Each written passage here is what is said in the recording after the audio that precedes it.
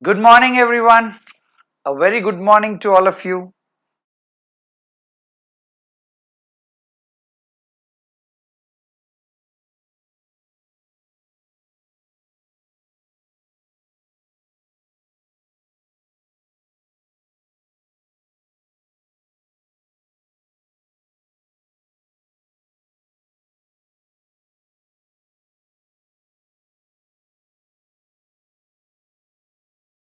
I hope you are able to hear me. I'm audible to you.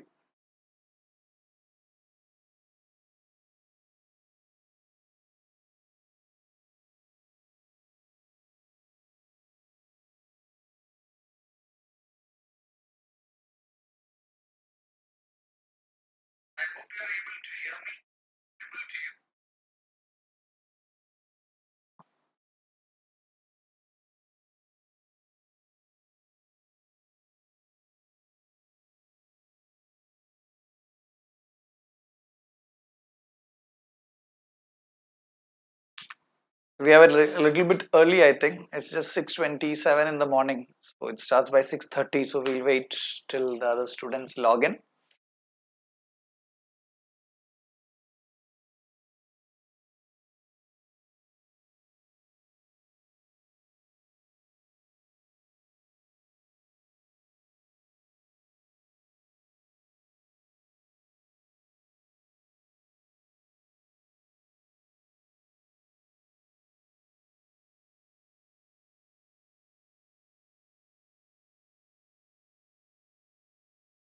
Good morning, Anandu. Good morning.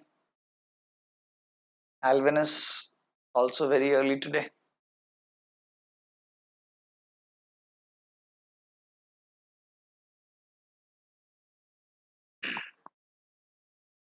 This is the CA Intermediate morning batch that we have started last week. We have done two sessions. We had a small test paper on Sunday where the question paper was put in the Telegram channel. Yeah, so we'll discuss regarding the answers today. For the benefit of the students who want to know how the batch will be conducted and how whether it's like a crash course or not, I have also streamed in the YouTube Lakshya's YouTube channel today, so you can watch it later or you can watch it live. But I know early in the morning 6:30 we cannot expect people to come and watch it live unless and until that you have registered for the batch. So students who have registered, come to lakshyaclasses.com. We'll be learning from there only. Okay.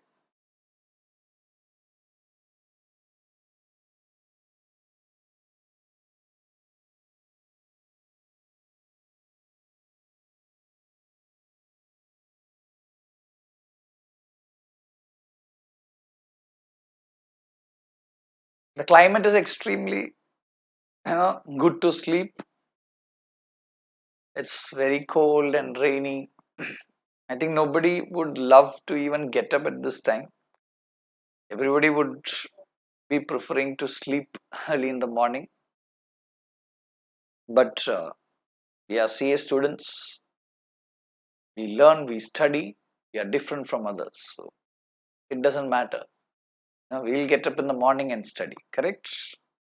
So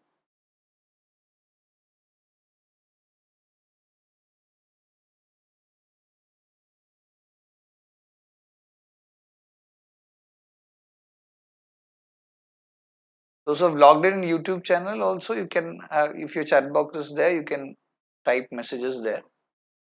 Okay.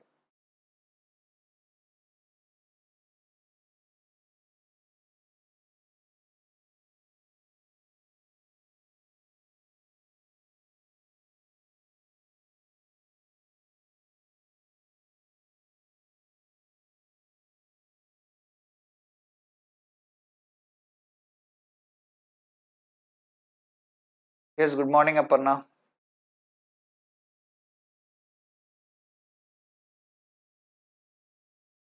Good morning, Swati. Good morning, Sharon.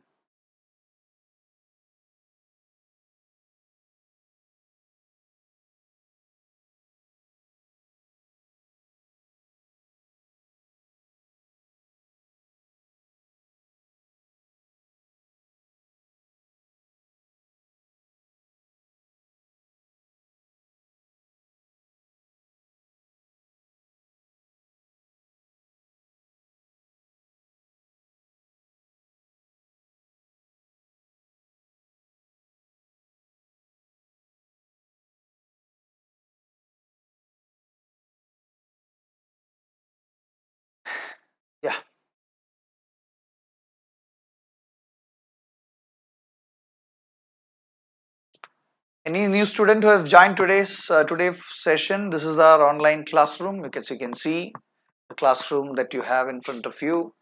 A beautiful classroom for online sessions. A perfect platform to learn audit. You know, don't worry about not attending classes offline. Online sessions are equally interesting, equally good. So you don't have to worry at all. People should always understand that the quality of education given by the institute, Lakshya CA campus, is extremely good. I wanted everyone to know how good the platform, how good the classes are being conducted, to have a small understanding, because many students feel the online sessions will not be effective, it will be difficult, but I sincerely tell you it is not. I had my own contentions in the initial days. I had also thought that things might not be as easy as it looks, but trust me, last 2 3 months of my experience through online teaching, I have been extremely happy. And I am from the students who have given me feedbacks, they are also extremely happy, the best that they could get in the current scenario. And there are lots of advantages, in online sessions, like the best advantage being allowing you to view this lecture again later. That is a best advantage. Usually in a class, sometimes we have this problem, we might not be suddenly attentive for certain minutes, or we'll miss out on certain points where we cannot revisit again. But this is interesting because you can revisit your past. You can travel to your through your time, and you can go back and visit the class again. So that's something very wonderful. Yeah, so that is what you can do. You can go again behind and watch the class and get yourself clarified. So, and the intention of the morning batch, as I've already told you, is to make sure that you learn a very less number of topics every week, get to learn it really well, write an examination once in a week, get to know how to write the answers, and makes yourself to be the best prepared student for November examination. So the normal crash course that I conduct, it is there in the month of October, from October 1st to October 12th. It's a continuous session of 10 to 12 days, 4 hours in a day. There you will be a little more into the subject continuously for every day, but this is a 2 days in a week batch. It's a very normal 2 days in a week batch where the portions will not be that much to grasp. So without wasting much time, let's start to the subject. Students have already joined. Others who want to join, let them join in the coming days, coming time. So yeah, dark. Yeah, the effect of dark is what I think somebody has understood. Why did I talk about travel of time? Okay, so let's get into the subject. Now, last class we learned about the definition of auditing, yes, and we learned about what is auditing, and we learned the complete definition and the topics related to auditing. Now, the question paper I'll discuss when I finish the class. For the time being, let's focus on the subject and the topic. So we learned about auditing being an independent examination of financial information of any entity, whether profit oriented or not, irrespective of its size or legal form, in order to express an opinion thereon. Now what we are going to learn is basically one of the most important discussions, which is there in the standards on auditing. Now, for audit there are standards. For auditing there are standards. So the standards that is applicable in India is SA, that is standards on auditing. Standards on auditing, and that the first standard called as SA 200. Okay, we have auditing standards. I repeat, we have auditing standards, and the standards that is applicable in India is called as SA, that is standards on auditing. Internationally, it is ISA, that is international standards on auditing. Internationally, it is ISA, that is international standards on auditing. But in India, we have gone through the international standards and we have made the standards applicable to India, which will be called as SA, that is standards on auditing. Yes, so our syllabus is going to focus on various standards on auditing. If you're a new syllabus student, you have around 24, 25 standards to be learned in your examination. If you're an old syllabus student, you will have at least 30-32 standards to learn from your examination perspective. Okay, for old syllabus, there is an addition of few more standards, but for new syllabus, there are only some 24 to 25 standards. So old syllabus students are like, sir, why is it like that? Why are we learning more? Don't worry. They have extra chapters like bank audit, etc., cooperative society, which makes their portions equal to you. So there is no discrimination there. Okay.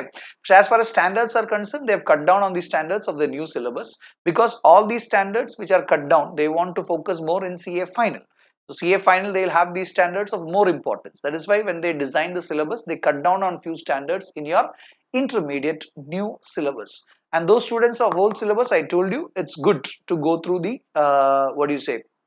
You can go through the material of the old syllabus or new syllabus also. Okay, so SA 200 being the first standard, the name of the standard being overall objectives of an independent auditor, overall objectives of an independent auditor, and the conduct of an audit in accordance with standards on auditing. So the first standard, SA 200, says the overall objectives of an independent auditor and how to conduct an audit in accordance with standards on auditing.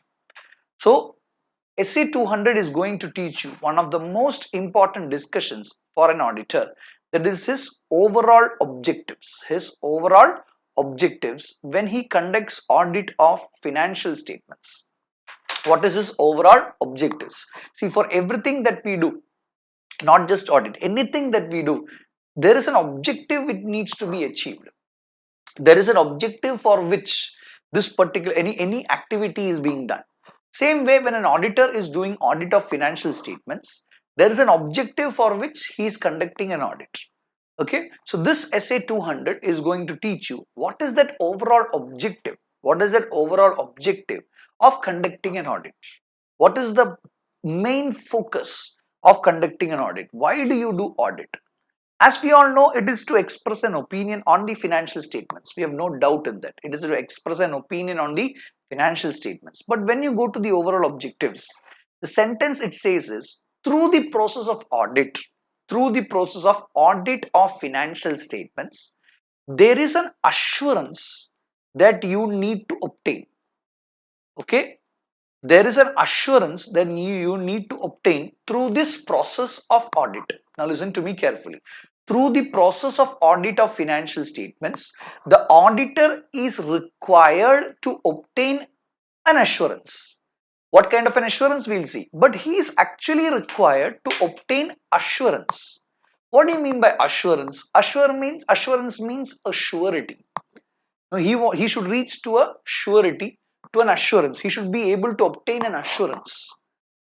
So the auditor, when he does audit of financial statements, he is required, his objective is to obtain some kind of an assurance. Now what assurance is he required to obtain through the process of audit?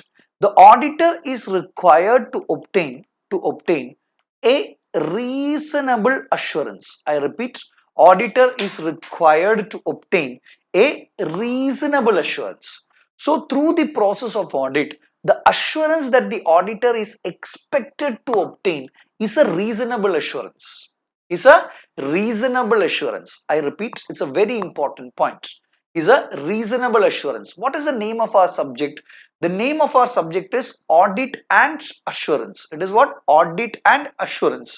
So through the process of audit, there is an assurance which is obtained by the auditor. And which is through that assurance, he is communicating to the users of financial statements. So some assurance he is giving on whatever he has examined. And the assurance that he obtains through the process of audit is expected to be a reasonable assurance. He is expected to obtain a reasonable assurance. Reasonable assurance. What reasonable assurance he needs to obtain? To obtain a reasonable assurance that, listen, he should obtain a reasonable assurance that, what is he auditing? He is auditing the financial statements. So whatever examination is done on the financial statements, through that examination, he is required to obtain reasonable assurance that the financial statements are free. Financial statements are free from material misstatements. Financial statements are free from material misstatements whether due to fraud or error. I repeat. So auditing is an independent examination of financial information of any entity. Yes or no? So the auditor will do an independent examination of financial information of any entity. Now, while doing that independent examination of financial information of an entity, the auditor, through that independent examination, is required to obtain a reasonable assurance that the financial statements that he has independently examined are free from material misstatements due to fraud or error. The financial statements are free from material misstatements, whether due to fraud or error. Are you getting my points? This is how you have to understand this. That means you are doing an independent examination on a financial information. So you would ask the person, okay, I will do the independent examination, but what is my objective? So your objective while examining the financial statements, your focus will be to make sure that financial statements that you have examined, it is free from material misstatements, whether due to fraud or error. Yes or no?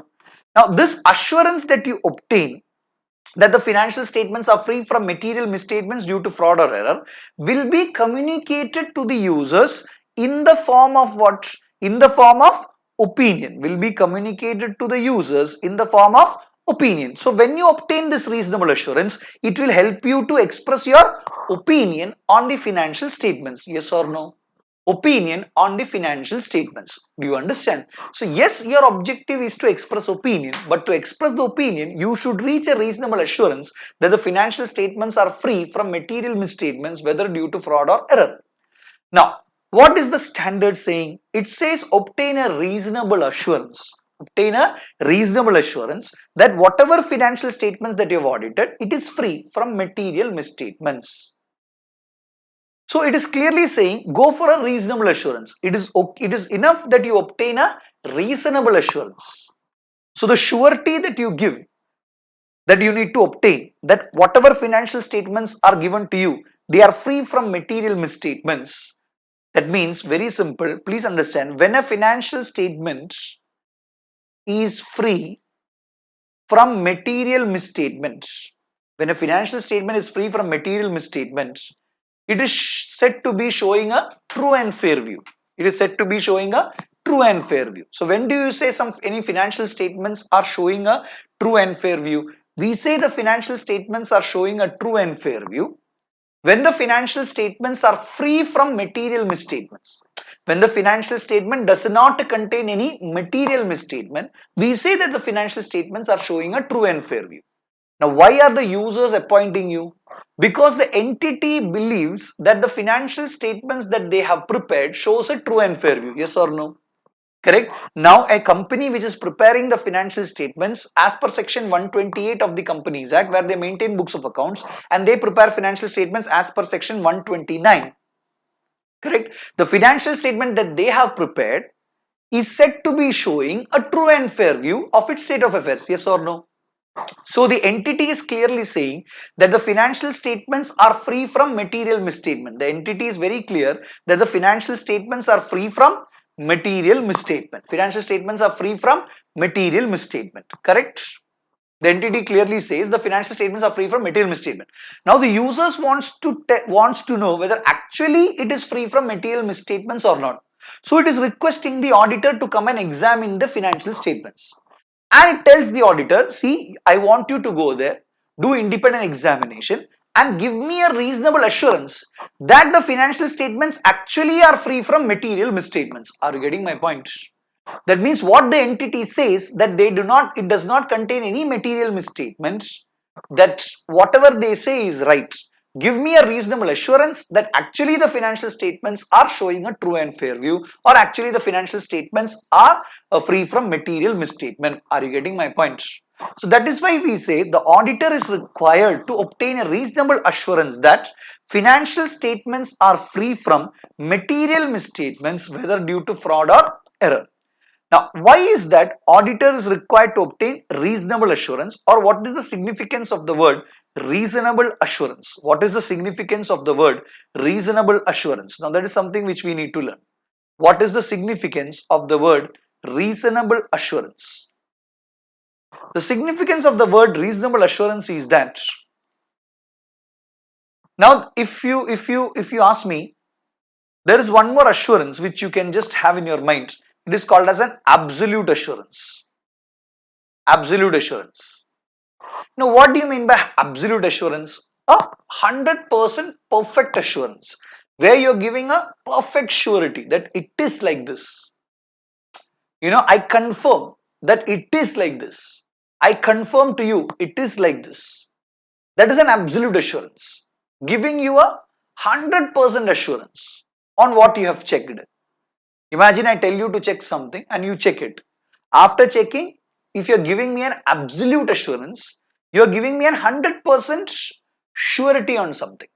100% surety. Now you can give an absolute assurance only if you are performing an activity called as investigation. Only if you're performing an activity called as investigation. That means imagine that you are investigating, you are into investigations. You are into investigations. So when you investigate, you're doing an in-depth examination. Correct? You want to establish what you are investigating. So obviously, the assurance that is expected from you through the process of investigation is an absolute assurance. Is an absolute assurance. Do you understand? Is an absolute assurance. So it is investigator who gives an absolute assurance, but auditor is expected to give a reasonable assurance on whatever he has examined. Investigator is expected to give an absolute assurance on whatever examination he has done. But auditor is expected to give a reasonable assurance on whatever examination he has done or whatever he is expected to do. Correct? Why? Because when investigator does an in-depth examination, auditor's examination is it is a general examination. He doesn't go through each and everything 100% in detail, or is not expected from him. Is not expected from him. Now listen to me carefully. Now what is this reasonable assurance? Now my question is very simple. I want you to answer. This reasonable assurance is a high level of assurance or a moderate level of assurance? You tell me. This reasonable assurance is a high level of assurance or a moderate level of assurance? You tell me. What do you think is this reasonable assurance? Is it a high level of assurance? That whatever assurance that the auditor gives, is it a very high, is it a high level of assurance, or is it a moderate level of assurance? What do you think is a reasonable assurance? Come on everybody. Quick.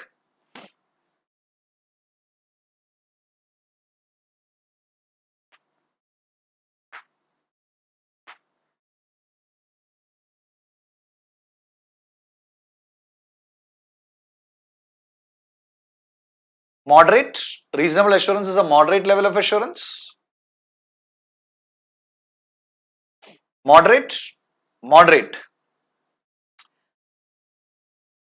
It's a high level of assurance. High level, moderate level. Okay, so many people are saying high, few people are saying it is a moderate level of assurance. Now listen to me carefully. Now this is where the focus should be now. Now reasonable assurance, okay, reasonable assurance, please write this in your notebook. Reasonable assurance, please write this in your notebook, is a dash level of assurance. Dash level of assurance, but not absolute assurance. But not absolute assurance. Very, very important point. Please understand, my students, reasonable assurance is a high level of assurance. Do you understand? Reasonable assurance is a high level of assurance. It is a high level of assurance. I repeat, reasonable assurance is a high level of assurance, but not absolute assurance. Take it from me, this can come for true or false or MCQs. Okay, true or false or MCQ. Please learn this carefully. Reasonable assurance is a high level of assurance. It is reasonable assurance. It is not reasonable assurance. Do you get the difference? It is reasonable assurance. It is not reasonable assurance. It is not a reasonable assurance. It is a reasonable assurance. Please understand. It's a high level of assurance. It is a high level of assurance, but not absolute assurance. What they are trying to say, that it is not an absolute assurance. It is not 100% assurance, but it is a high level of assurance. It is a high level of assurance. Are you able to understand? Please listen to me very carefully. It is not a moderate level of assurance, my students. It is a high level of assurance, but not absolute assurance. But not absolute assurance. Do you understand? But not absolute assurance. Do you understand? So listen to me very carefully. It's very important. Okay. So everybody thinks reasonable assurance like the way we speak in English. It's a reasonable assurance. No, it is a high level of assurance, but not absolute assurance. It is not absolute. It is not 100%. You understand? It is not 100%. It is high, but not absolute. You understand? Now, what reasonable assurance auditor needs to give? That the financial statements are free from material misstatements. Now, he needs to obtain a reasonable assurance. Whatever financial statements that he has audited, it is free from material misstatements. So, through the process of audit, you should be telling the users, see, these financial statements are free from material misstatements. It is free from material misstatements. Material misstatements. Okay, so what you are telling the users, see, this is free from material misstatements. So, to tell that it is free from material misstatements, you should know what is a misstatement, yes or no? Because through the process of audit, you are required to say that the financial statements are free from material misstatements. So now you should know, what do you mean by a misstatement? What do you mean by a misstatement? Because through the process of audit, you are coming to a reasonable assurance that financial statements are free from material misstatements. So if you are saying, see, this financial statement does not contain any material misstatements, now you should know what is a misstatement, because through the audit, you should be able to understand that whatever misstatement that we are going to discuss right now, it is not there in the financial statement. That is the assurance that you are going to provide. Now, what do you mean by a misstatement? What do you mean by a misstatement? It's very simple. Simple English meaning is, misstatement is equal to a wrong statement. Misstatement is equal to a wrong statement. Any wrong statement is a misstatement. Imagine I'm talking few sentences about Indian history, and I say India got independence in the month of August 15, that is in the year 1947. Correct? The first Prime Minister of India, Mr. Pandit Jawaharlal Nehru. Okay? Then the first President of India, Mr. Rajendra Prasad. The current Prime Minister of India, Mr. Narendra Modi. The current President of India, Mr. Pranab Mukherjee. The current President, any problem? Yes. Now here in the sentences that I have told you, there is a misstatement. What is a misstatement? The current President of India is who? Some people think it is right, but it is not right. Okay. The right statement is he is Mr. Ram Nath Kovind. Okay. The statement that I have made, the statement that I made is what? Pranab Mukherjee. Pranab Mukherjee. Okay, now listen to me carefully. So this is a statement given to the auditor. Okay, saying that the current President of India is Mr. Pranab Mukherjee. Now this is the right statement. The current President of India is Mr. Ramnath Kovind. Now you are the auditor. You have gone through various sentences. From the first sentence, India got independence in the month of 15th August 1947. First Prime Minister of India, Jawaharlal Nehru, Rajendra Prasad. Current Prime Minister, Mr. Narendra Modi. Then I said Pranab Mukherjee. Now this is what are the details given in the statements. These are all the statements which you need to examine. Now listen to me carefully. Now the person who has made these statements is saying that all the statements that he has given are proper statements. The person who has made the statements is telling you that all these statements are right. For in his opinion, all these statements are right.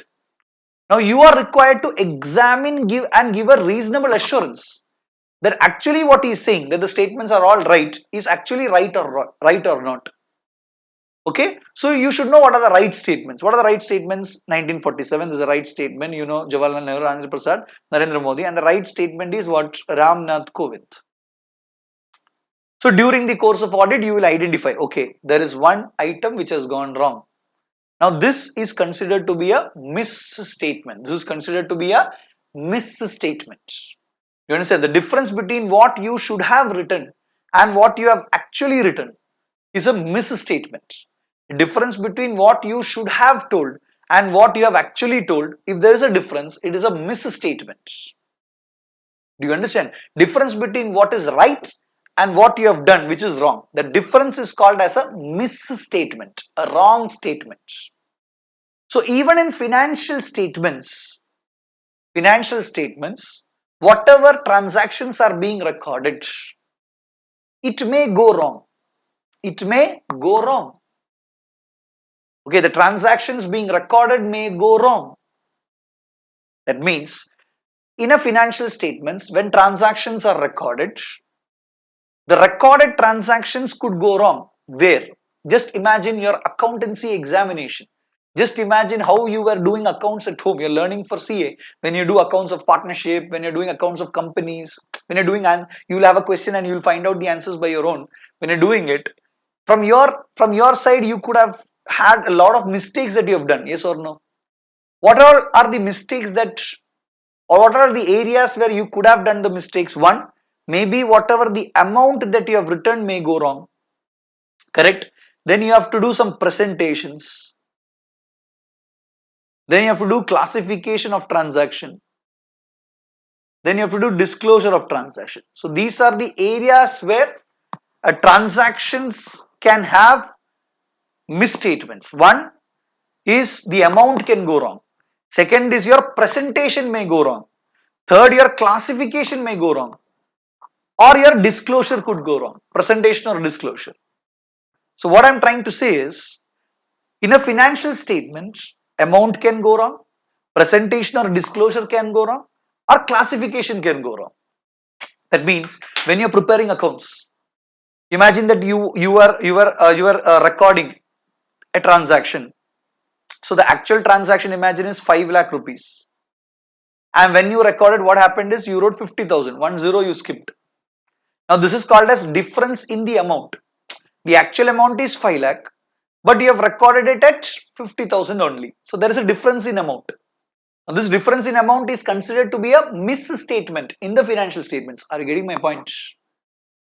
Now imagine that you had to show, there is a presentation how it has to be done.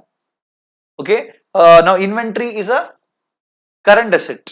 Now what you did, inventory you presented under non-current assets. Presented or classified under non-current asset, non-current asset, but actually it is a current asset. Now this is a wrong presentation. Same way, imagine there is an expenditure which is a capital expenditure. You have shown it as a revenue expenditure, but actually it is a capital expenditure. So what needs to be classified as revenue expenditure, you have classified as capital expenditure. Sorry. What needs to be classified as capital expenditure, you have shown it as a revenue expenditure. Now this is a misstatement. Do you understand? Then what needs to be disclosed? Imagine contingent liability which has to be disclosed has not been disclosed. So contingent liability which needs to be disclosed, or change in accounting policy which needs to be disclosed, has not been disclosed. This is also a misstatement. So a wrong amount, wrong presentation or disclosure, or wrong classification of a transaction will lead to a misstatement.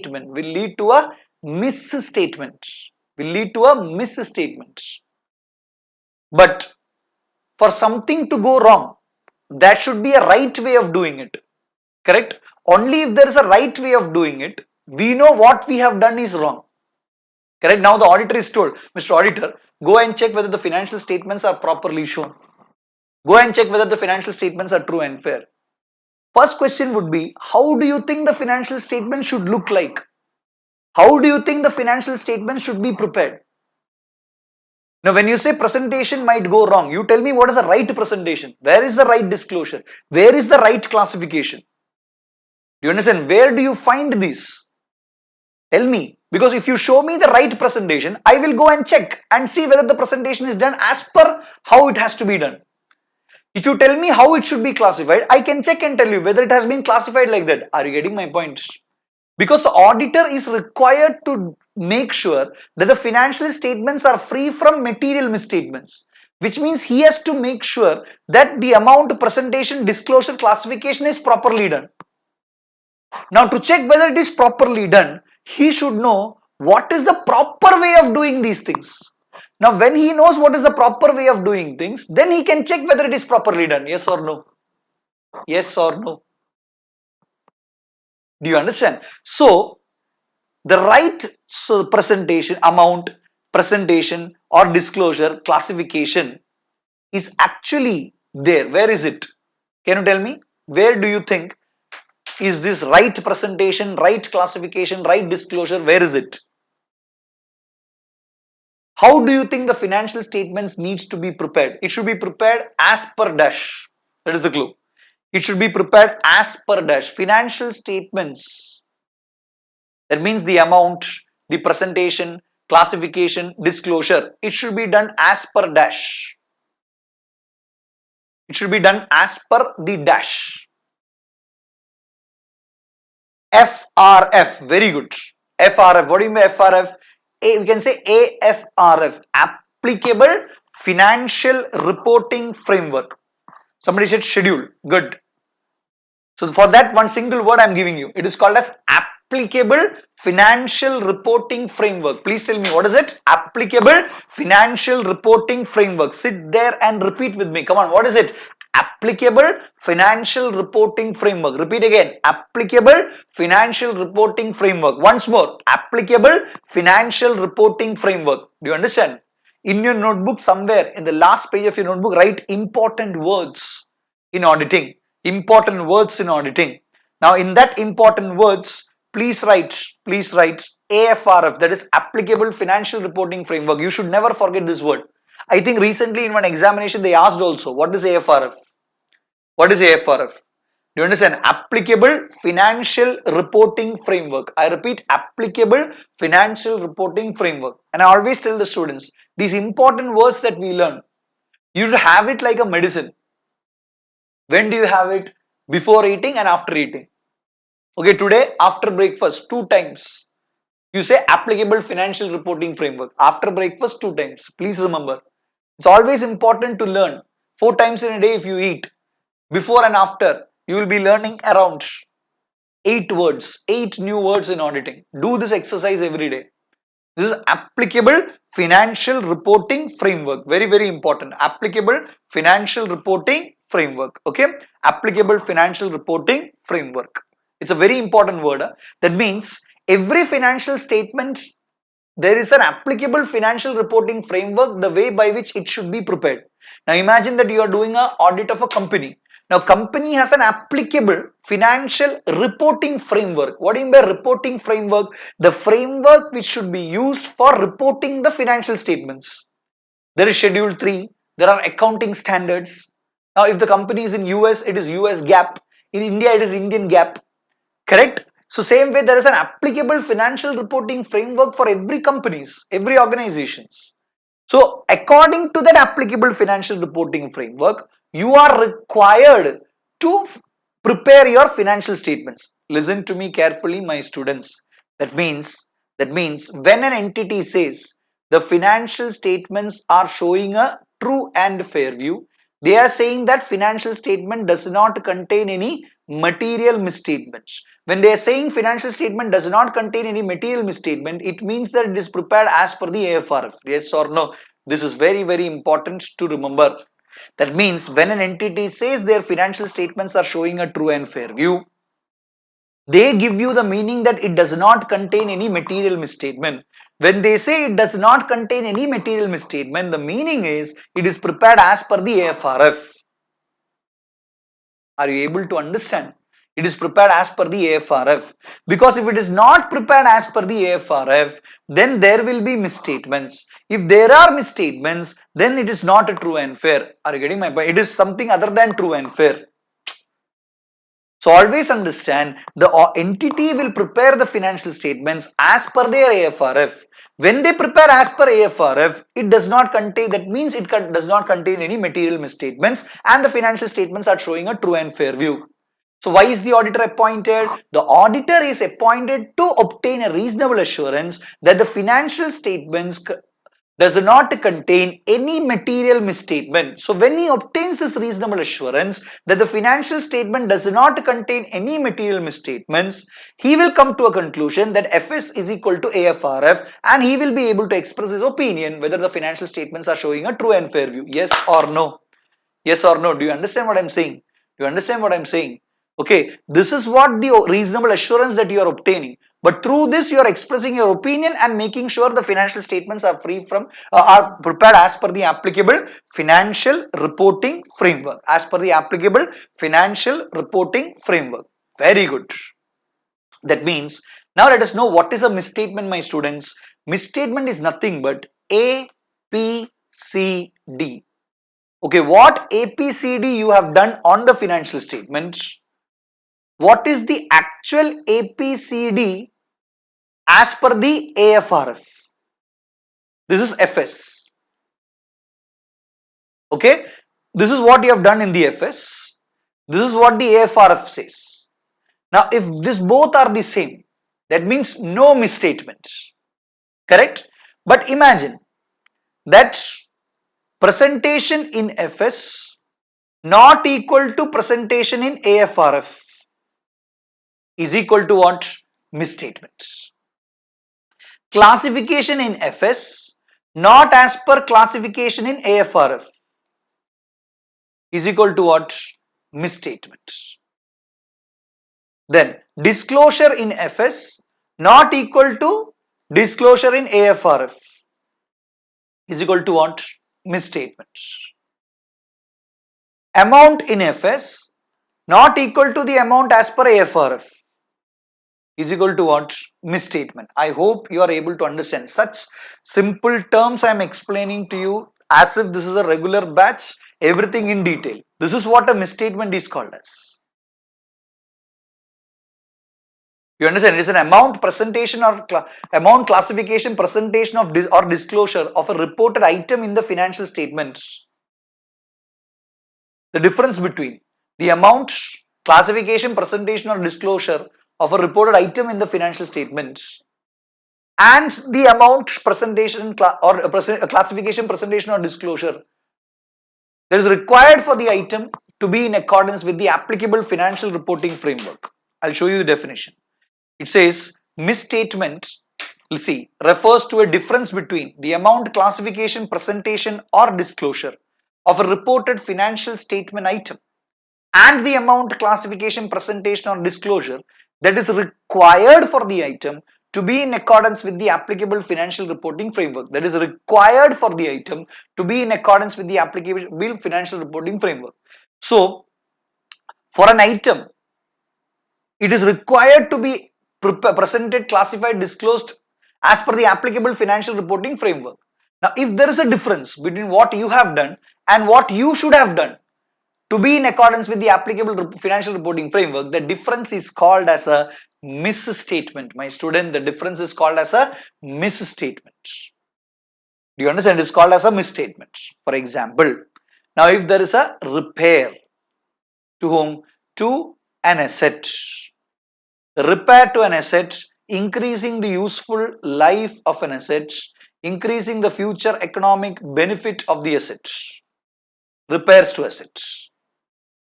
Now, if this is the situation, it is a capital expenditure because it is increasing the useful life, it is increasing the future economic benefit. So, basically, it is a capital expenditure. Now, what the entity has done, capital expenditure as per the AFRF. But what the entity has done in the financial statement, repairs to assets, I repeat, in the financial statements, repairs to assets are shown as a revenue expenditure. Now there is a difference between AFRF and financial statements, my students, this difference is called as a misstatement. This difference is called as a misstatement. You understand? This difference is called as a misstatement. Misstatement. Okay. Now listen. Misstatement can be due to fraud or error. Misstatement can be due to error or fraud or error. What is the difference? What is fraud? What is error? Fraud is intentional, but error is unintentional. So intentionally when you do something, it is a fraud. Unintentionally when you do something, it is an error. I repeat, intentionally when you do something, it is a fraud. Unintentionally you do something, it is an error. So what they are saying is, the financial statement is showing expense as a revenue expenditure when actually it should have been shown as a capital expenditure. Now this may have been done by the entity intentionally also. Why? To reduce the profit, they wanted to increase the expense. So they classified as revenue expenditure. This would be intentionally done.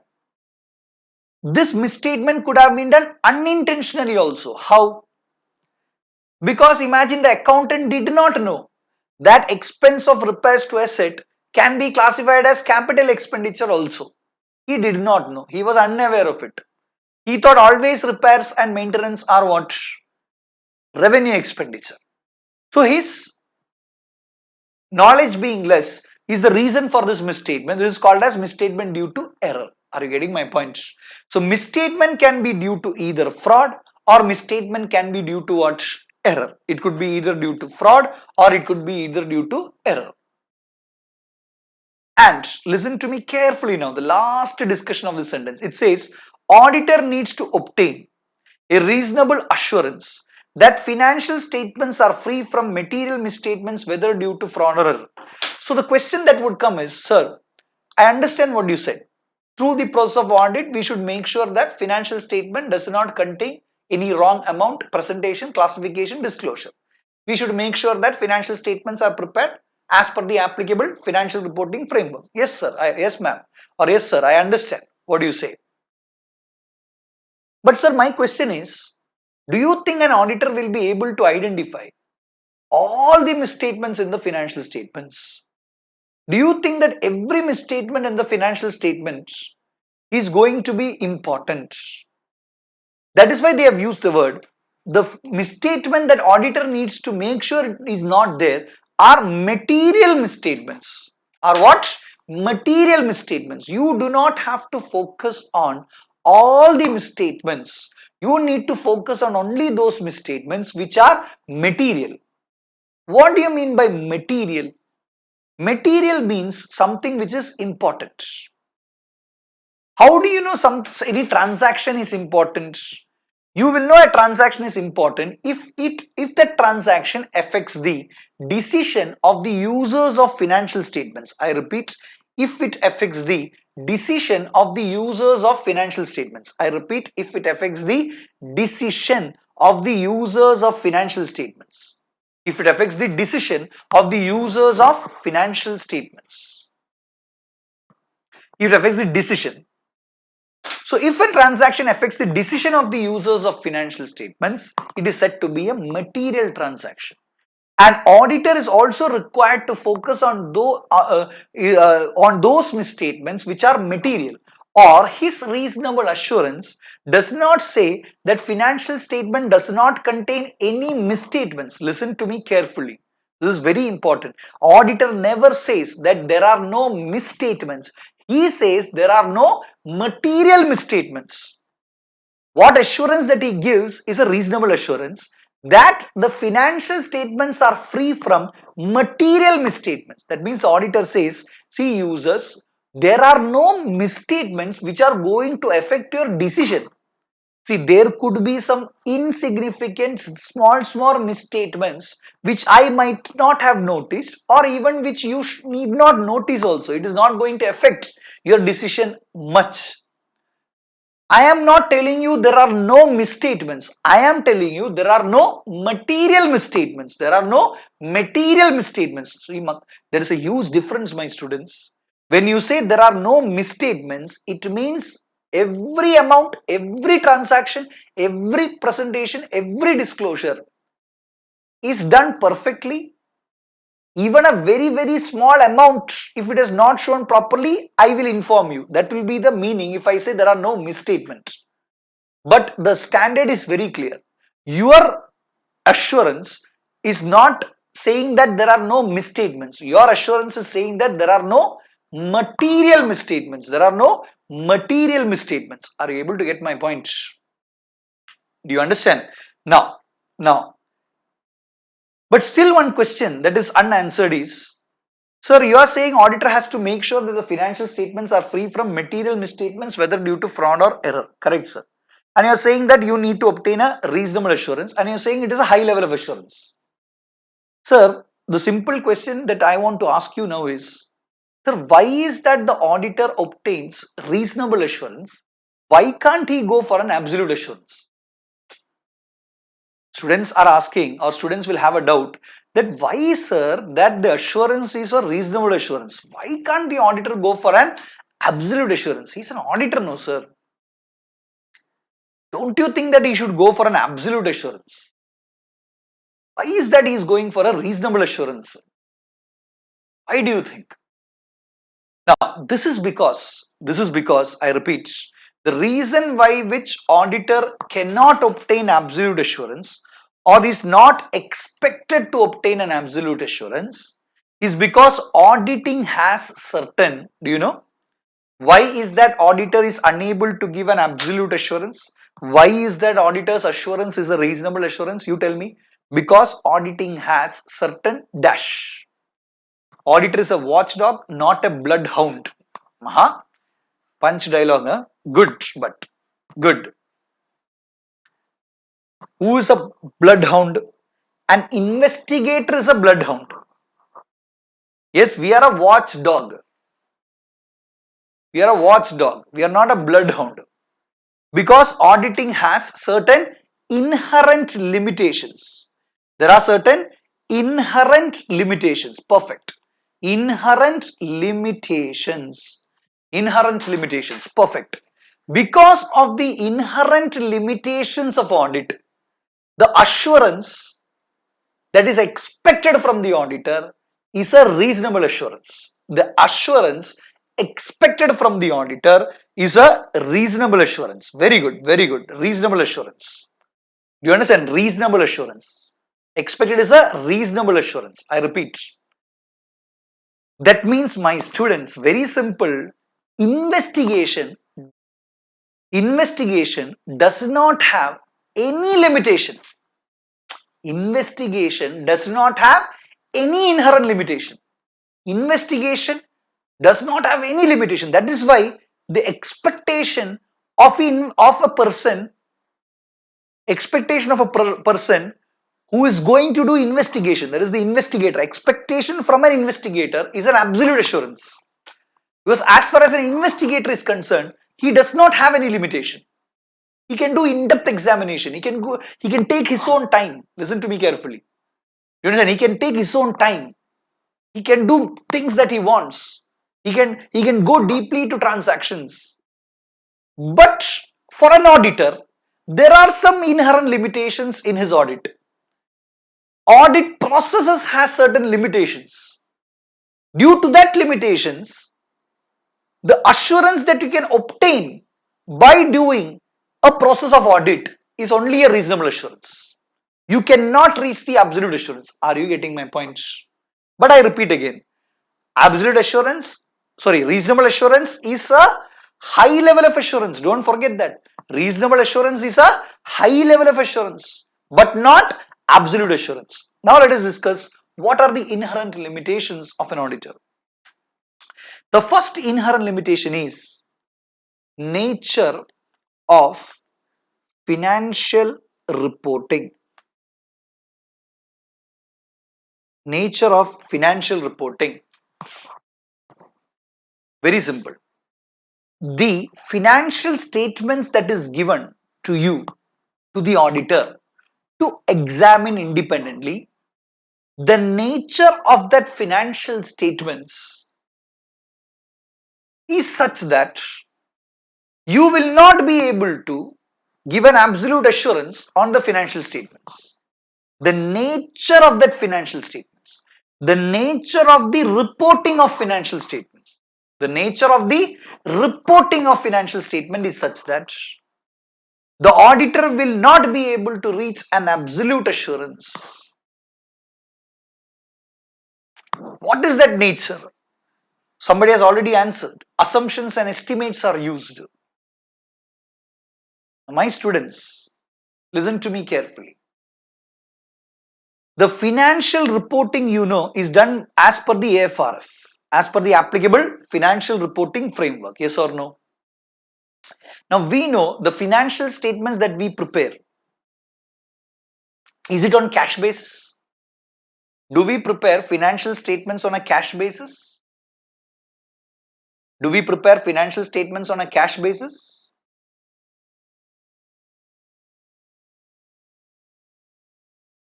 Tell me. No, we do it on an accrual basis. Correct? And there are a lot of transactions where we use assumptions when we prepare financial statements. Correct? We use estimates while we prepare financial statements.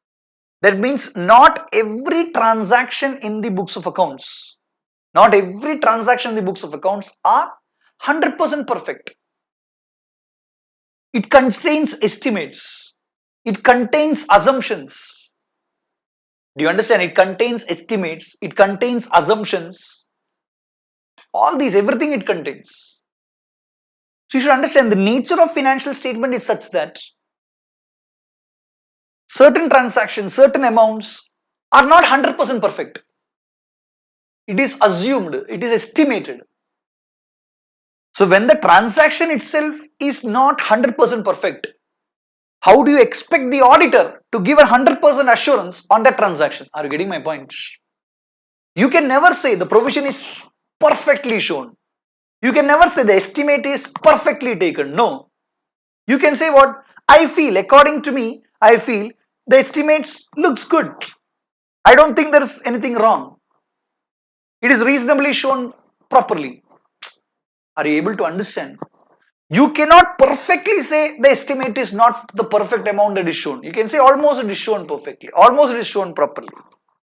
So the nature of financial reporting is the first limitation of the auditor. See, when an investigator is appointed, my students, he is clearly given, see, this is what you have to check. And you check in deep. So for him, that point that he is checking is a perfect thing.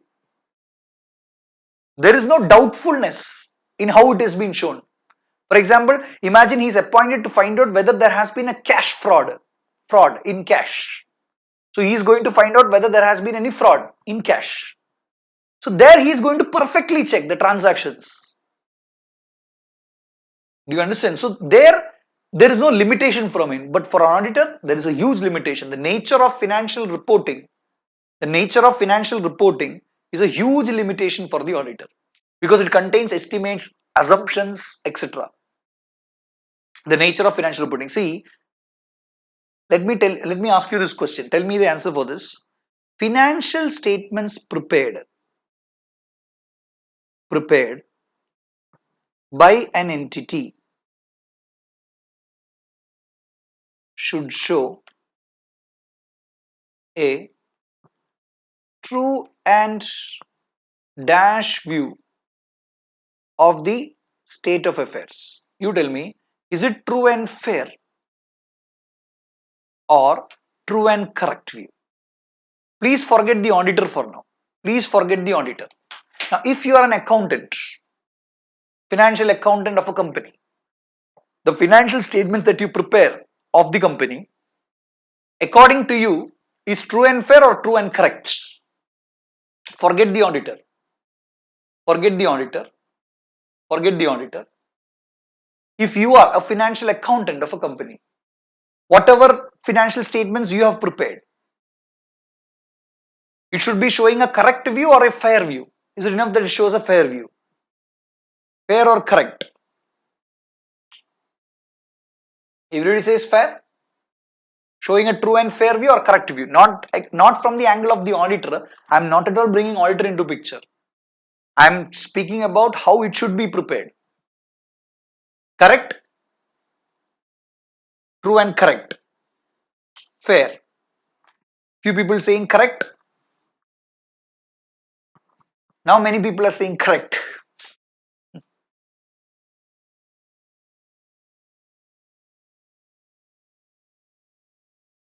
Fair and correct. Again, I'm telling you, the question that I'm asking you to understand how. Since it has those estimates, it's just fair, cannot be correct for you. Now listen, superb. Now listen carefully. See, even if you look at Companies Act, no, the Companies Act never says your financial statement should show a true and correct picture. It never says. It also uses the word true and fair. Why? This is the reason. Estimates, assumptions. Please understand, my students. It can always be only true, and the financial statements can always be only true and fair. It can never be true and correct. A financial statement can never be true and correct. Why? Because of estimates, assumptions, provisions. Are you getting my point? It can never be true and correct. It is not at all possible to be true and correct. Always it is true and fair. It cannot go beyond true and fair. It can never be true and correct. Are you getting my point? Can never be true and correct.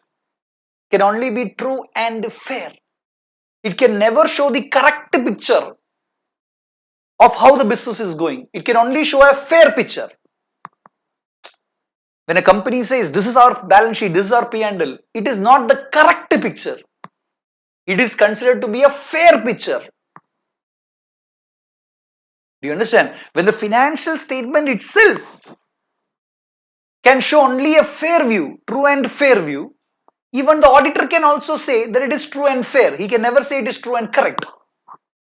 You know, the opinion that the investigator comes to after his investigation gets completed is that it is true and correct. He comes to a correct opinion because he needs to come to a correct opinion. His assurance is an absolute assurance. You understand? But auditor is expected to come to a true and fair opinion. That's it. He cannot go beyond fair. It is not possible. Do you understand? It is not possible. So please understand, it is true and fair. This has come some 3-4 times in the exam. They have given this word in true or false. Please understand, I am not making up questions by my own. Whatever questions I discuss in the class are mostly previous exam questions. Nothing of my own. This has been asked number of times. In what? Correct or incorrect questions. They will say true and correct view. And many people will feel, okay, maybe it is like that. Maybe auditor says true and fair. But the entity might have to say it is true and correct. No. Both of them say it is true and fair only. That is why, my students, when the opinion is unmodified opinion, we say the financial statements are showing a true and fair view. Why? Because the opinion of the entity who has prepared the financial statements is true and fair. And the auditor, after examination, also says true and fair. That is why the opinion of the auditor is said to be unmodified. Do you understand? Unmodified. That means it has the same opinion of the entity. Are you able to understand? So the first limitation is what? Nature of financial reporting. The second limitation is, I repeat, the first inherent limitation is the nature of financial reporting. Financial reporting. The second limitation is nature of, I'll show in the textbook later, okay? Nature of audit procedures. Nature of audit procedures. Now, it's a superb point. Those who have done articleship, they'll understand this better. Because what you have to understand, see, as far as an auditor is concerned, it is not that the auditor goes and does his audit and he gets whatever he requires very easily. Because the nature of the procedures that the auditor performs, no, it is dependent on the management also. Why? Because what he does in audit, he will do examination. How he will do examination? By inspection, by inquiries.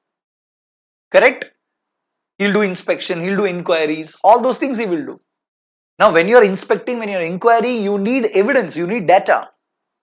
which the management needs to provide. So the audit procedures that you perform is dependent on the management. Imagine the management does not provide you with all the details. The management intentionally does not disclose certain facts to you. The management intentionally does not give you certain books and records. Obviously, it will hamper your assurance. It will affect your assurance. Are you getting my point? You may not be even in a position to understand that the management has not disclosed it to you. Are you getting my point? So here what they are saying is the nature of the audit procedures is not just within the control of the auditor. It depends on how good the management is also.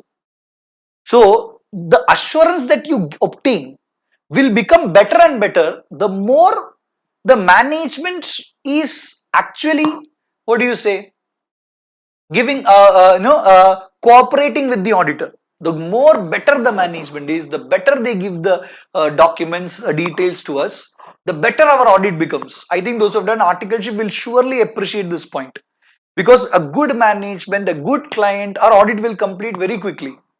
A bad management, a bad client who does not give us information, automatically we will feel stressed, we will not like it. You understand? So nature of audit procedures is a very big limitation. Why? The audit procedures that the auditor performs is dependent on the management.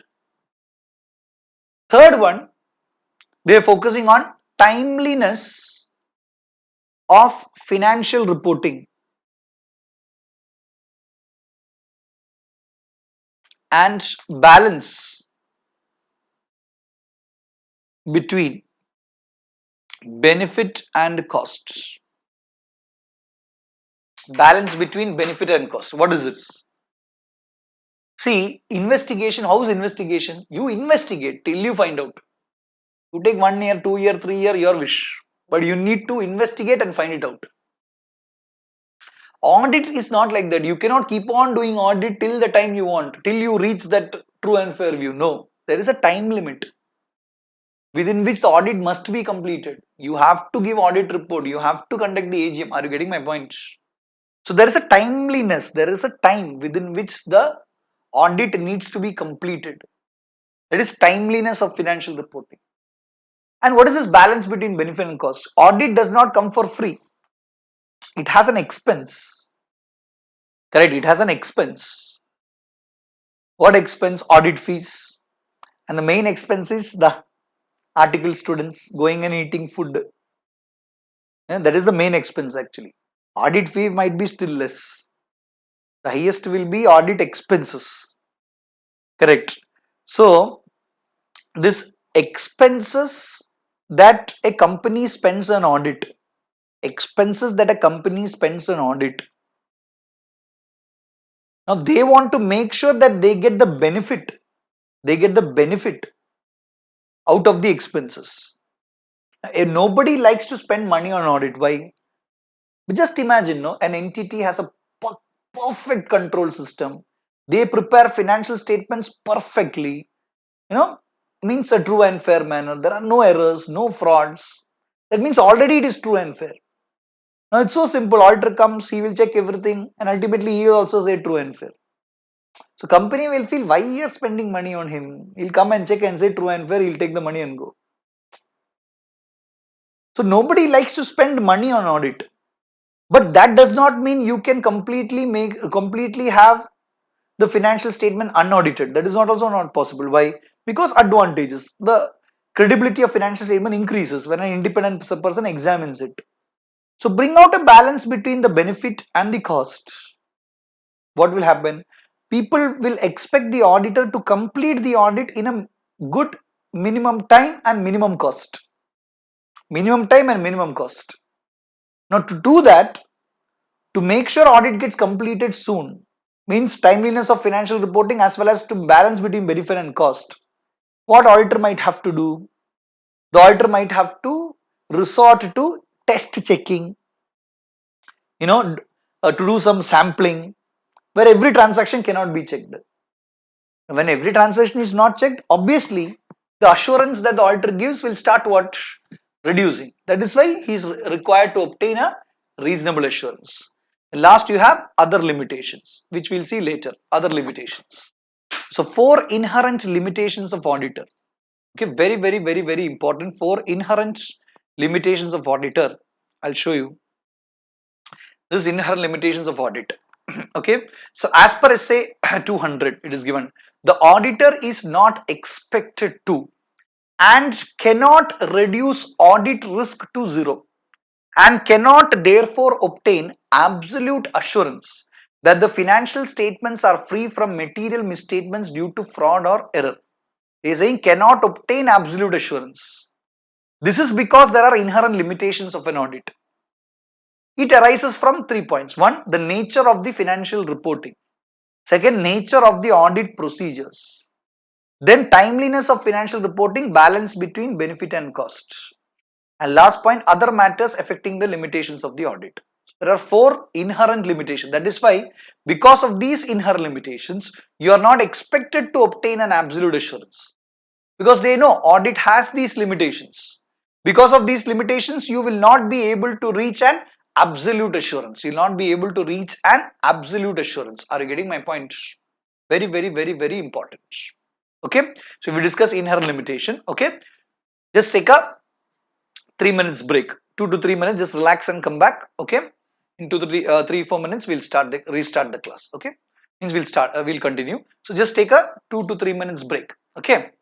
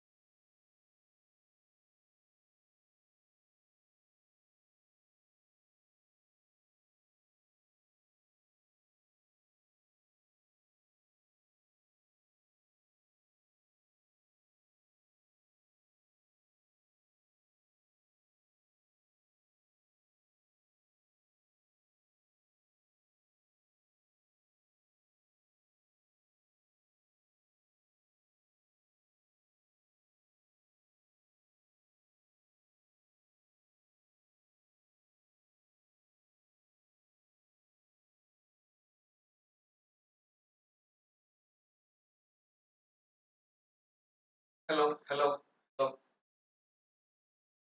Yes, so come back. Now, coming back to the overall objective of the auditor.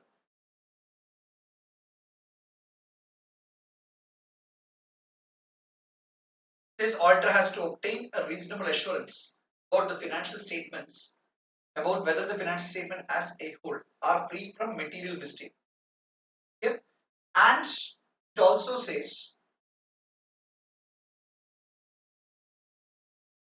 the test paper that was conducted on Sunday, they're in the Telegram channel.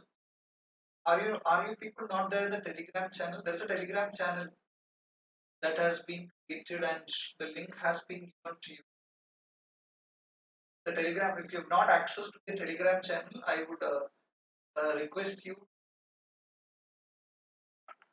I will. My number is 96330448. I would add you to that channel. Okay, 9633063486. This is the Telegram channel. Okay, so I will add you to that Telegram channel. The question paper is available. It's very simple. We will be communicating question papers, notes, and everything. Telegram channel. Okay, Telegram channel will be used for all kind of communications of PDFs about the classes and everything. Okay, I'll add you to the Telegram channel. Okay, Telegram channel. Right now, I think there are a lot of students in the Telegram channel. By tomorrow, once the session demo classes gets over, means all the classes gets over, then you will have the only students who have registered and access for the class will be there in that channel. Okay. Right now, there are students. I think there are more students who have come into the channel, but I don't know whether they are attending or not. So once we will looking into today, tomorrow also you can access the class. Then few students have raised concerns to me regarding the fees. So I am also looking into that I can make it little more affordable to you.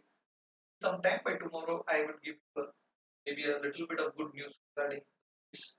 Okay, so right now the fees is 3,500 plus GST, but I would try to have a little bit of discussion with Lakshya team and Lakshya CA campus and try to make it a little more affordable to you in the morning batch. Okay, so I will surely try to also do a small concession regarding the fees. Okay, so I'll try to do it. Give me time till tomorrow. That we have the class tomorrow also. Time till tomorrow. Let's see how it feels. Okay, fine. So this is the number. You can message me. I add you to that group. We'll have the complete of the classes, the communication of the. We will look at. Okay, the group is a Telegram group actually. Telegram. Okay. Telegram is more. Why not WhatsApp? Is because WhatsApp problem is the most students enter into. They will not be able to access it. In Telegram, whatever I have put, even if you come in late, still it will be available there. So Telegram becomes a little more easier mode of watch. Okay. Now, all the students who are watching in YouTube today, if you feel the class is going to be helpful to you, that November examination, this preparation could be good, please register for the classes. Okay, tomorrow also you can come and watch because because students are a little skeptical about how online classes would be. So I wanted the students to know that this is how the classes are taken, this is how the classes go. You will have no difficulty in understanding. And one thing that I'll assure you is the classes that we provide in lakshya-classes.com, this will be recorded and made available to you in your personal ID later also. Watch it n number of times. That is the best thing. Please understand something that getting unique. Okay. And you can see how the classes being arranged also. And so much care and tips. Lakshya has worked so hard to make it look like a classroom. Okay. So make sure. Audio. Okay, audio once again. Sorry. Now the voice is clear. Sorry, I forgot to put the mic. Now the audio is fine, no? Now the audio is fine, right? Okay, sorry. Okay, so that is because I kept the mic a little bit there. Now it should be clear. Sorry. Okay. I did not, I kept the mic there, no? I forgot to keep it on me. That is fine. Now the audio is clear? Yes. Now the audio is fine. Yes? Fine? Good, no? Okay, fine. So make sure that if you register for the classes, if you feel the classes are good for you for the November exam. Okay. Now listen to me. So this second point. After obtaining the reasonable assurance that the financial statement as a whole are free from material misstatements, one point that you have to understand is that you have to report on the financial statements. You have to give a report. That is basically your audit report. You have to give an audit report. You have to report on the financial statements and communicate as required by the standards.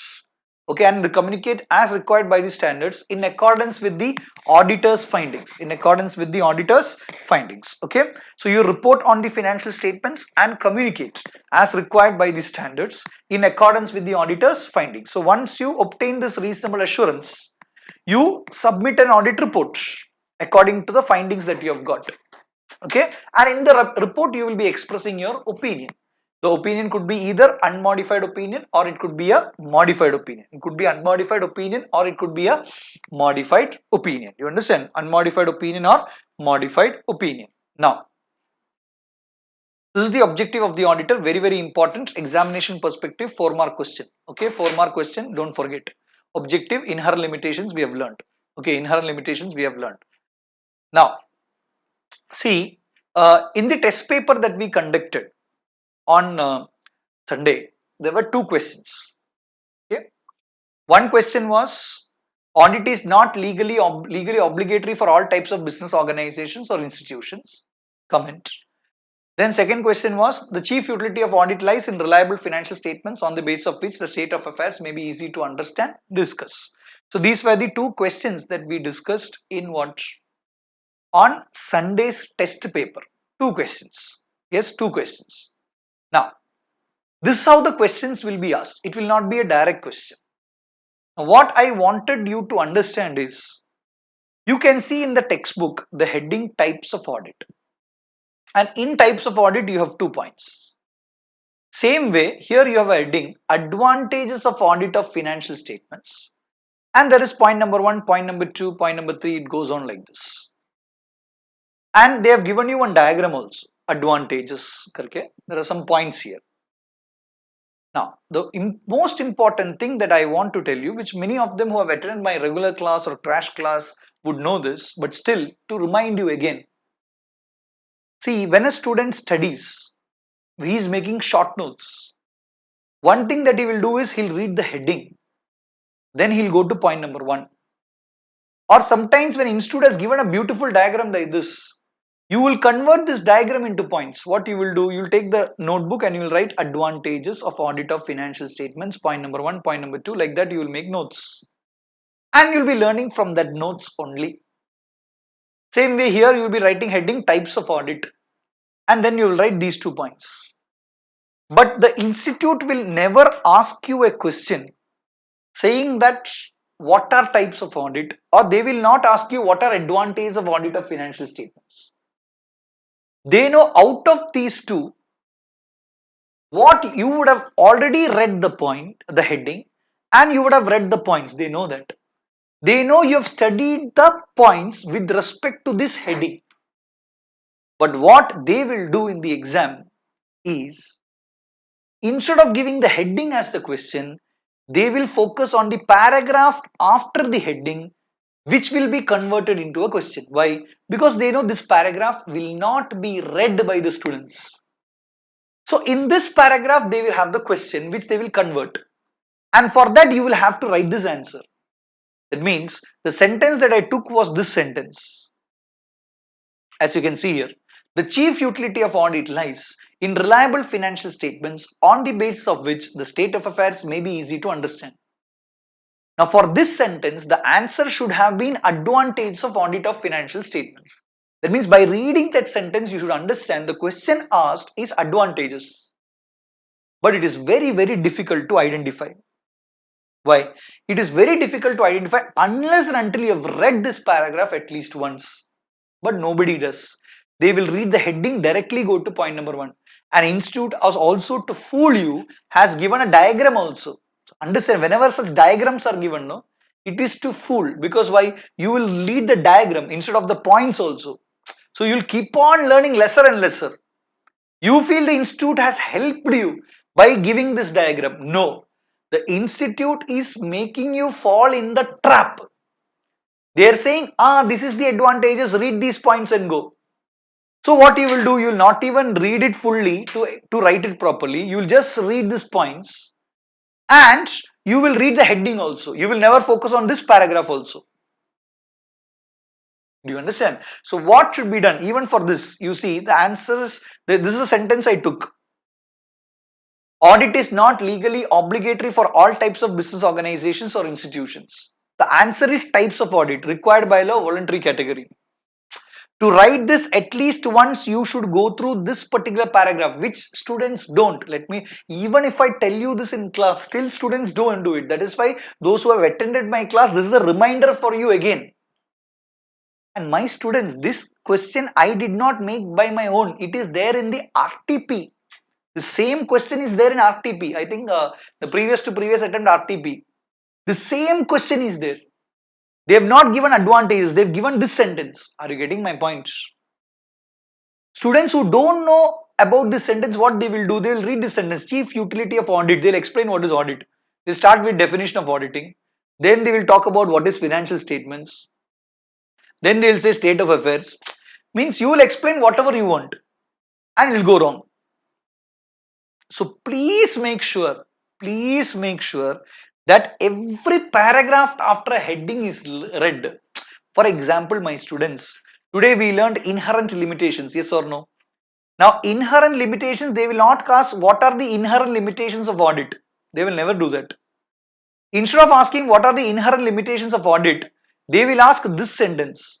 The auditor is not expected to and cannot reduce audit risk to zero and cannot therefore obtain absolute assurance that the financial statements are free from material misstatements due to fraud or error. This will be the question.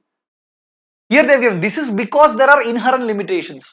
They will not ask what are inherent limitations. They will give this sentence and tell you to explain or discuss. Then you are supposed to know the question is inherent limitations. This is the only problem with CA exams. Many students know the answer, but what is the point in knowing the answer if you don't understand the question? Everybody knows the answer, but they don't understand the question. How to overcome this? To overcome this is very simple. In your notebook somewhere you should write. You should start writing like this. Imagine first sentence. Audit is not legally obligatory for all types of business organization. Types of business organization.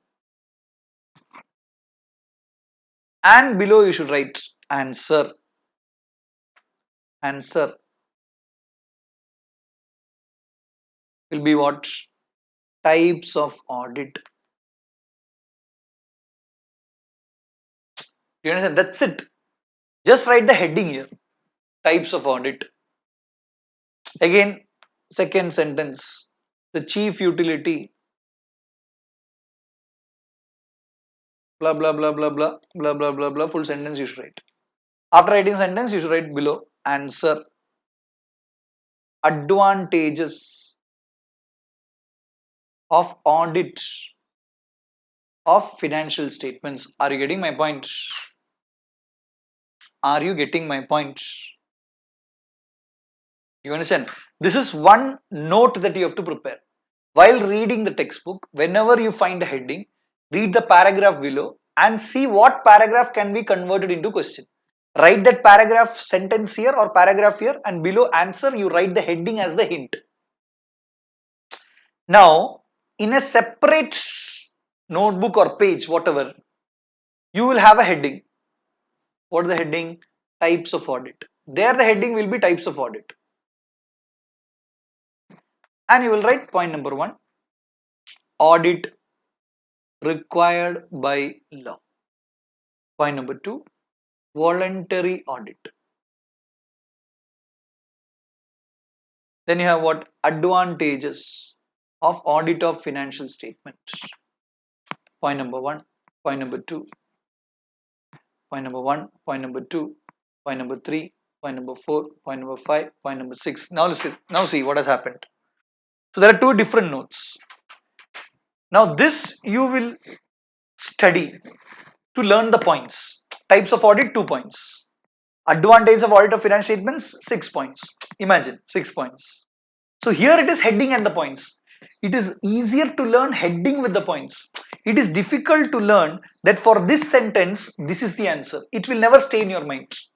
What will stay in your mind? Types of audit, this is the answer.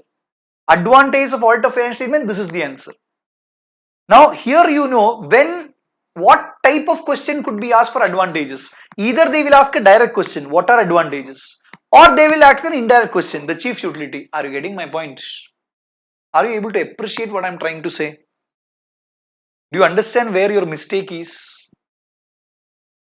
This separately you will have to prepare, my students.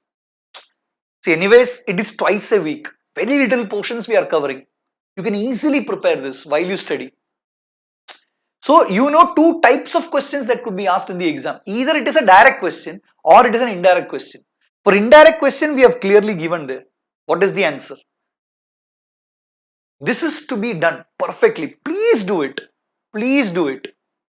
This is going to help you a lot in IT, SM and audit, even economics. Theory papers. You know, the moment you start doing this, you will be shocked to see what you have done is the RTP. Now, when you go to the RTP, you will never find, okay, this question I don't understand. Because in RTP, the questions are drafted that way. Do you understand? Questions are drafted that way in RTP. Now, ICI, students, Board of Studies Knowledge Portal, Intermediate Course, Auditing and Assurance, RTP, May 2020.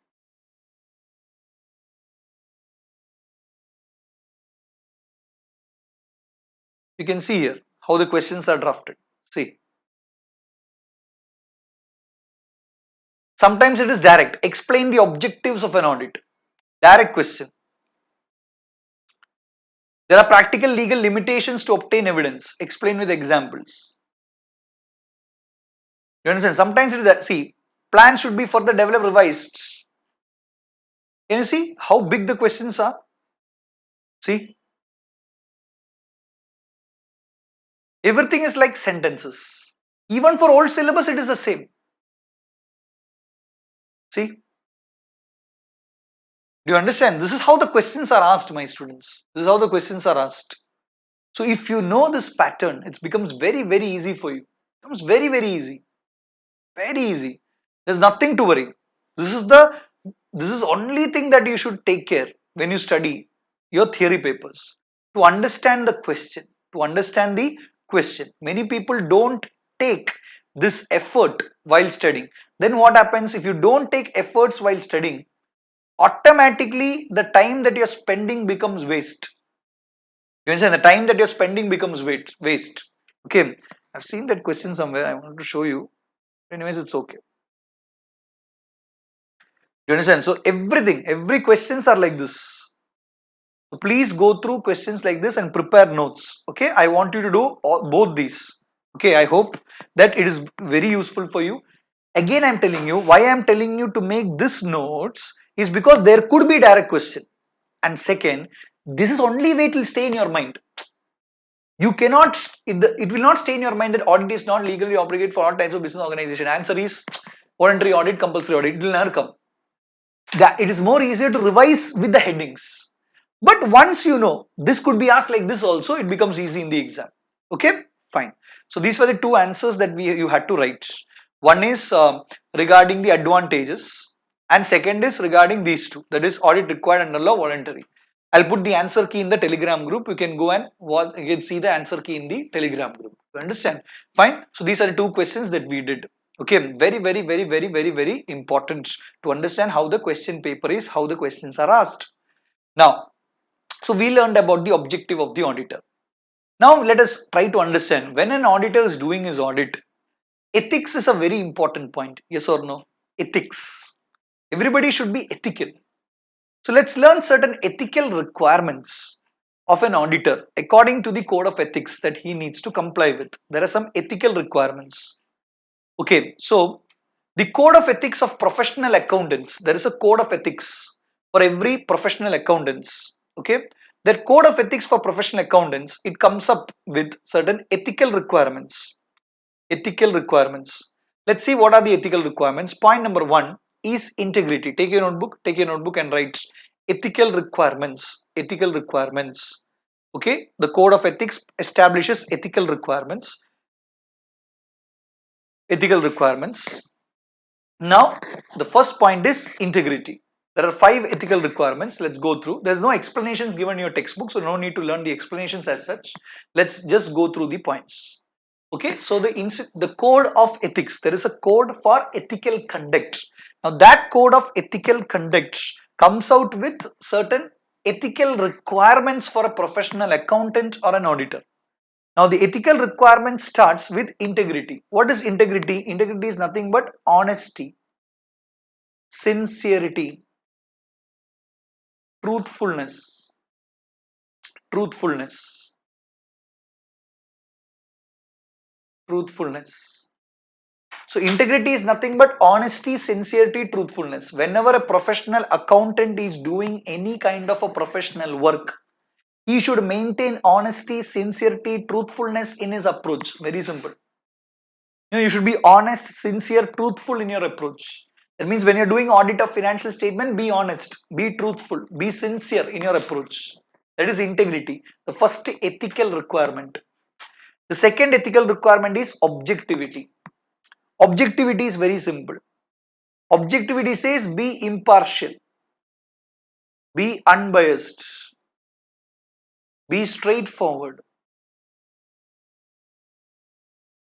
Straightforward means it says be unbiased, be impartial, be straightforward in achieving your objectives. Now we just learned what is the objective of the auditor. So here it says in achieving your objectives, be unbiased, be impartial, be straightforward. Don't compromise on your independence. Your objectivity, the objective that you achieve should be a very, very independent opinion. Whatever it is, whenever you're doing any work, there is an objective. Obtain that objective impartially without being biased. Being straightforward, not being influenced. So objectivity is trying to bring independence into picture. Objectivity is trying to bring the concept of independence into the ethics. There is no separate ethical requirement of independence. Why? Objectivity itself covers independence. It says obtain your objective without compromising on your independence. Be impartial. So ethical requirements, point number one is integrity. Point number two is objectivity. Point number three, let me take confidentiality. Let me take what? Confidentiality. It says, integrity says what? Be honest, sincere. Objectivity says what? Be impartial, unbiased. Confidentiality says, during the process of your work, whatever information you get regarding the client, maintain secrecy of that information. Do not disclose it to outsiders. You understand? Do not disclose it to outsiders. Maintain secrecy of that data. Do not disclose it to outsiders. So confidentiality says do not disclose any information obtained during the course of audit to outsiders. To outsiders. You understand? To outsiders. Please be careful. Confidentiality. But please take your notebook, my students. There are some exceptions to the principle of confidentiality. Exceptions. What are the exceptions to the principle of confidentiality? The first exception, exception to the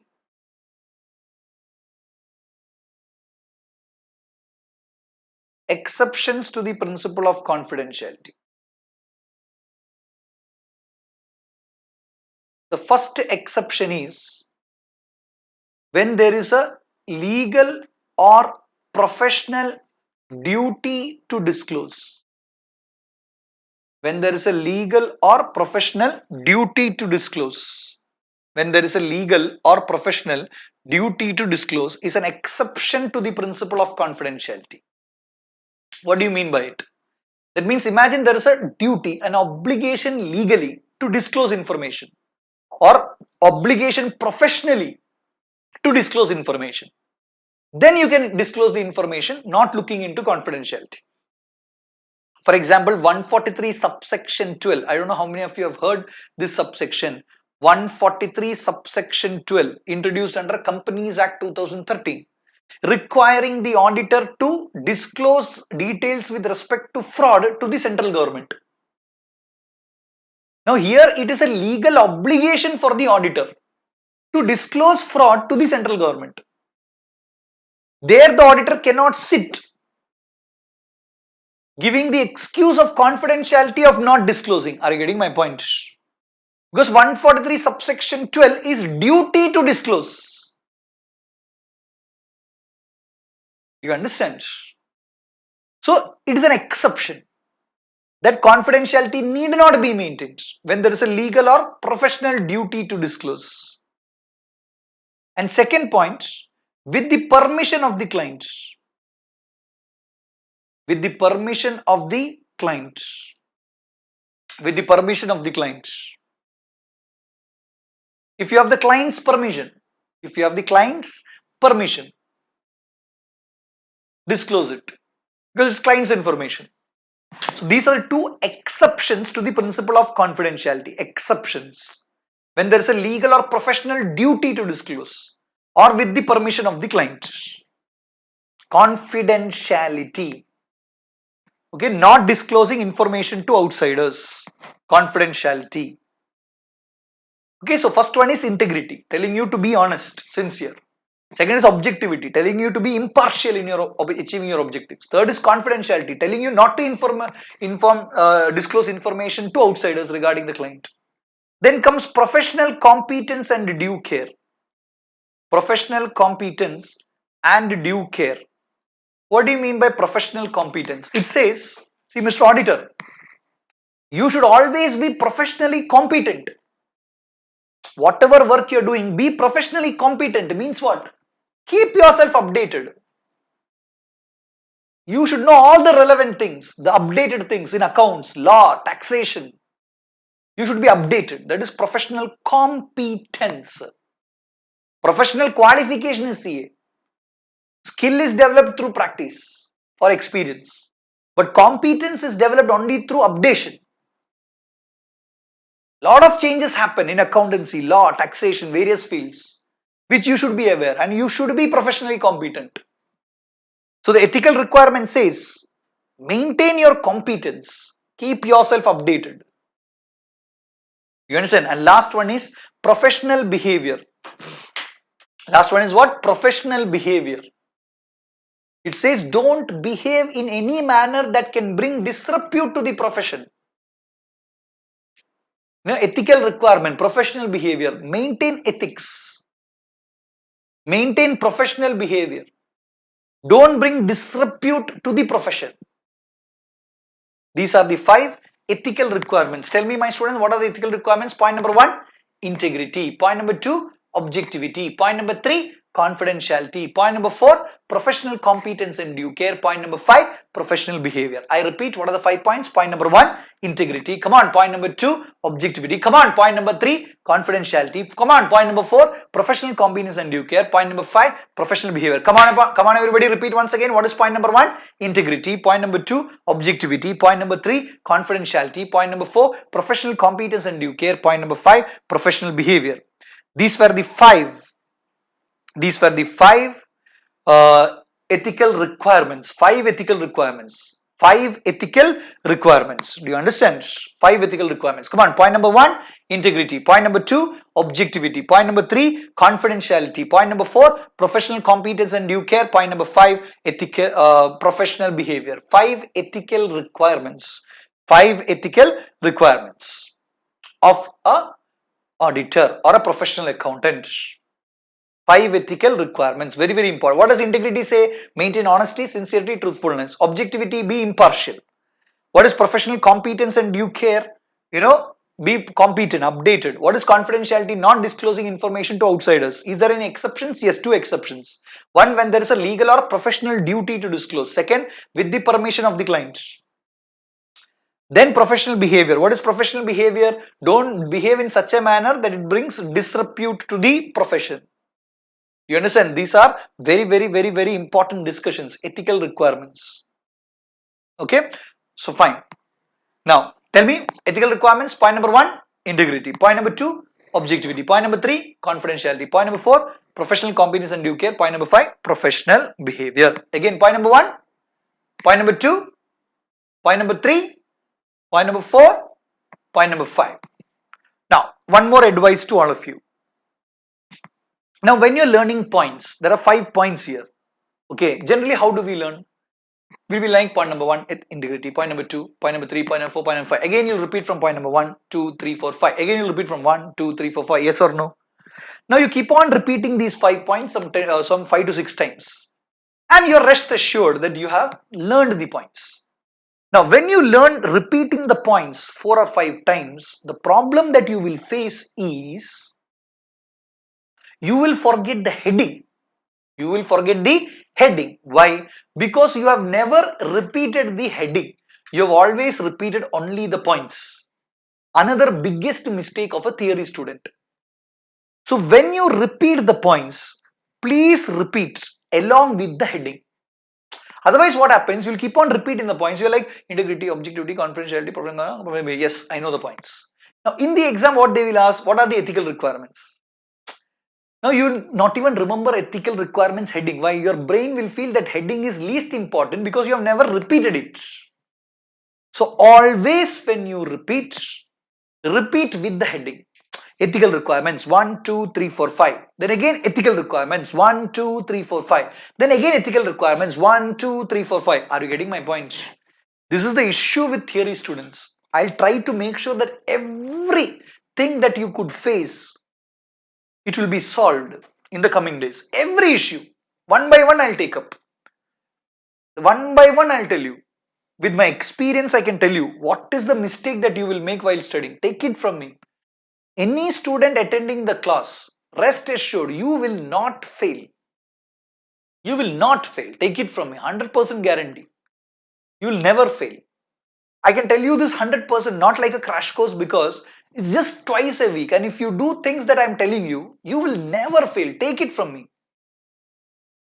Do you understand? Take it from me. Because see, it's like not a continuous session. Just 2 days in a week.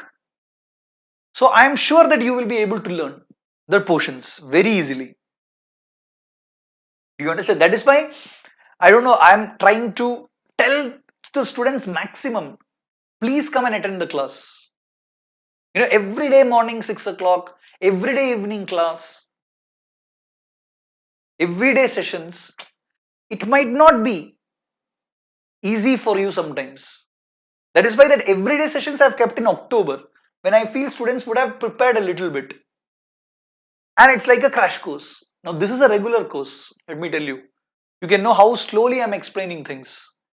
So even if a person who does not even know what is audit, don't worry, come and attend. Do you understand?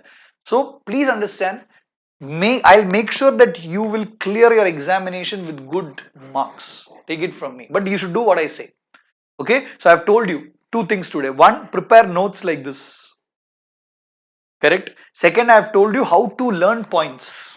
Okay, so today what we have covered, 1, we have covered the overall objectives of the auditor. We have covered what are inherent limitations. We have covered the ethical requirements. 3 things only we have covered today. Okay, study these 3 today itself.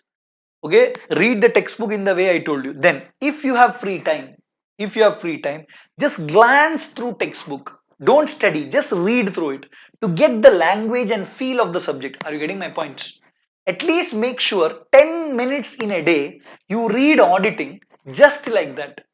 Just relaxing and reading. No pressure whatsoever. 10 to 15 minutes every day. 10 to 15 minutes. Relax and read. It is to get the feel of the subject. Are you getting my point? The get to know the words. Okay, the classes for new students, let me tell you, the classes are till 8:30. Today we are finishing a little early because the portions are done for the day. But 8:30 we'll finish, so that articleship is not affected. Any student going for article 6:30 to 8:30, 2 hours. As I've told you, 55 hours, 50 hours of minimum live sessions. 10 to 15 hours of recorded sessions you will get. 65 hours of auditing is a regular batch. You understand? So try to spread the word to maximum number of your friends, okay, to your friends, and tell them to, if you feel it has been useful to you, please tell them to join the class. Okay. Thank you so much. Have a good day. Stay home and stay safe. See you tomorrow morning at 6:30. See you tomorrow morning at 6:30. I'll be available in both lakshya as well as the YouTube channel. Okay. So thank you so much for being in the class today. See you tomorrow. Bye. Take care. Study well. Bye.